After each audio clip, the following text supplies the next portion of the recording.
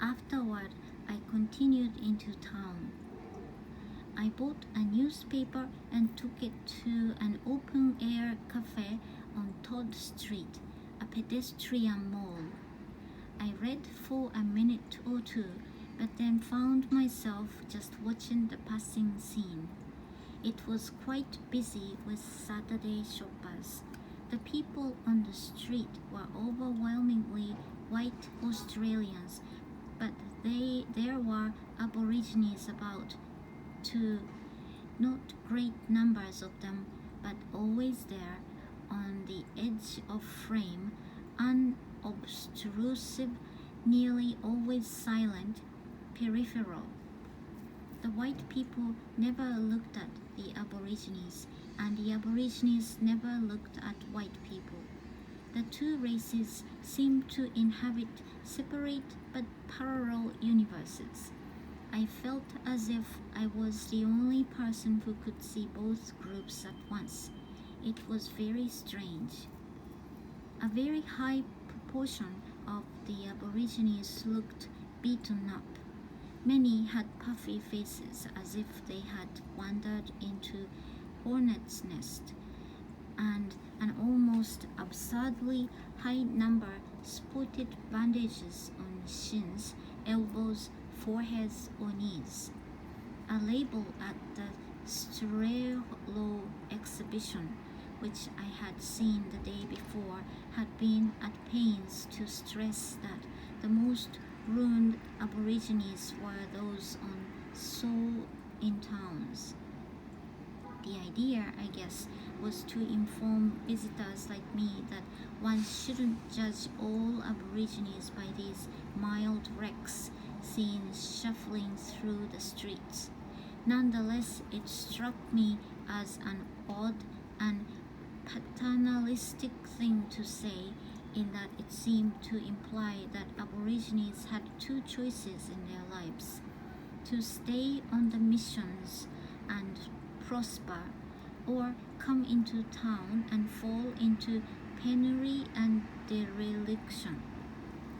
It made me think of a line I had seen penned by a famous outback character named Daisy Bates, who came to Australia from Ireland in 1884 and for years lived among and studied the indigenous peoples of Western Australia. In The Passings of the Aborigines, published in 1938, she wrote, "The Australian native can withstand all the reverses of nature, fiendish droughts and sweeping floods, horrors of thirst and enforced starvation, but he cannot withstand civilization." In 1938, that may have qualified as sympathetic and enlightened comment, but it was disheartening to see it presented in modified form at an Aboriginal Research Center in 1999. You don't have to be a genius to work out that Aborigines are Australia's greatest social failing. For virtually every indicator of prosperity and well-being, hospitalization rates, suicide rates, childhood mortality, imprisonment, employment, you name it, the figures for Aborigines range from twice as bad to up to 20 times worse than for the general population. According to John Pilger, Australia is the only developed nation that ranks high for incidence of trachoma, a viral disease that often leads to blindness, and it is almost exclusively an Aboriginal malady. Overall, the life expectancy of the average Indigenous Australian is 20 years. 20 years less than that of the average white Australian. In Cairns, Quite by chance, I had been told about a lawyer named Jim Brooks who has worked for years for and with Aborigines, and I had managed to meet him for a cup of coffee in town just before Alan and I had flown on to Darwin.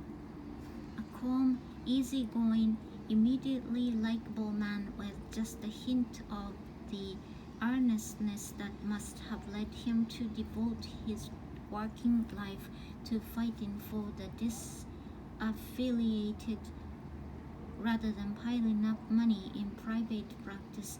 He runs the Native Titles Rights Office in Cairns, which helps Native people with land issues, and was one of the members of a human rights commission set up in the mid-1990s to investigate an unfortunate experiment in social engineering popularly known as the Stolen Generations. This was an attempt by government to lift Aboriginal children out of poverty and disadvantage by physically distancing them from their families and communities. No one knows the actual numbers, but between 1910 and 1970, between 1/10 and 1/3 of Aboriginal children were taken from their parents and sent to foster homes or state training centers. The idea, thought quite advanced at the time, was to prepare them for a more rewarding life in the white world. What was most amazing about this was the legal mechanism that enabled it to be done. Until the 1960s, in most Australian states, Aboriginal parents did not have legal custody of their own children. The state did. The state could take children from their homes at any time on any basis it deemed appropriate without apology or explanation. They did everything they could do to eliminate contact between the parents and children. Jim Brooks told me when we met.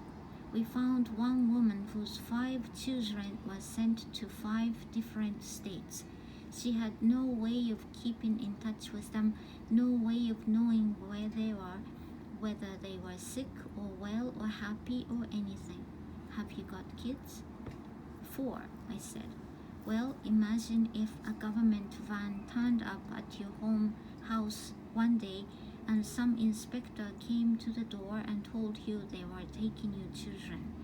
I mean, seriously, imagine how you would feel if you had to stand by and watch your children taken from your arms and put into a van. Imagine watching the van driving off down the road with your kids crying for you, looking at you out the back window and knowing that you will probably never see them again. Stop, I said with an uneasy stab at jocularity. He smiled sympathetically at my discomfort. And there is not a thing you can do about it, nobody you can turn to, no court that will take your side, and this went on for decades. Why do they do it in such a heartless way? They didn't see it as heartless, they thought they were doing a good thing. He passed me a Presses of the Rights Commission's report, which he had brought for me, and showed me a quotation from early in the century by a traveling inspector named James Isdell, who wrote of the dispossessed parents. No matter how frantic their momentary grief might be at a time, they soon forget their offspring. They sincerely believed that indigenous peoples were somehow immune to normal human emotions, Brooks said. He shrugged at the hopelessness of such thinking. Very often the children were told that their parents were dead, sometimes that the parents no longer wanted them. That was their way of helping them cope. Well, you can imagine the consequences. There was a lot of grief-related alcoholism, stratospheric levels of suicide, all that kind of stuff. What became of the kids? The kids, meanwhile, were kept in care until they were 16 or 17 and then turned out into the community. They had a choice of staying in the cities and trying to cope with the inevitable prejudices or returning to their traditional communities and resuming a way of life that they could barely remember with people they no longer really know. The conditions for dysfunction and dislocation were bred into the system. You don't get rid of that overnight. You know, some people will tell you that the removal of children only affected a small proportion of indigenous families. That is wrong. There was scarcely a family in the land that wasn't affected at some profound and immediate level. But even more tragically, it misses the point. Taking children away destroyed a whole continuity of relationships. Just because you stopped that practice doesn't mean that all that damage is going to be magically undone and everything will be fine. So what can you do for them? I asked. Help to give them a voice, he said. That's all I can do. He shrugged a little helplessly and smiled. I asked him if there was still much prejudice in Australia, and he nodded. Huge amounts, he said. Really quite huge amounts, I'm afraid. Over the past 20 years, successive governments have done quite a lot compared with what was done before. They have restored large tracts of land to Aboriginal communities. They have returned Uluru to Aboriginal stewardship. They have spent more money on schools and clinics. They have introduced the usual initiatives for encouraging community projects and helping small businesses get started. None of this has made any difference at all to the statistics. Some have actually gotten worse. At the end of the 20th century, an Aboriginal Australian was still 18 times more likely to die from an infectious disease than a white Australian, and 17 times more likely to be hospitalized as a result of violence. An Aboriginal baby remained 2 to 4 times more likely to die at birth depending on cause. Above all, what is perhaps oddest to the outsider is that Aborigines just aren't there. You don't see them performing on television. You don't find them assisting you in shops. Only 2 Aborigines have ever served in Parliament. None has held a cabinet post. Indigenous peoples constitute only about 1.5% of the Australian population, and they live disproportionately in rural areas, so you wouldn't expect to see them in vast numbers anyway, but you would expect to see them sometimes, working in a bank, delivering mail, writing parking tickets, fixing a telephone line, participating in some productive capacity in the normal workday world.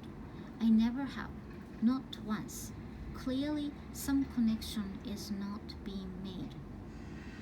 As I sat now on the Todd Street Mall with my coffee and watched the mixed crowds, happy white shoppers with Saturday smiles and a spring in their step, shadowy Aborigines with their curious bandages and slow swaying, knocked about gait, I realized that I didn't have the faintest idea what the solution to all this was. what was required to spread the fruits of general Australian prosperity to those who seemed so signally unable to find their way to it. If I were contracted by the Commonwealth of Australia to advise on Aboriginal issues, all I could write would be, do more, try harder, start now.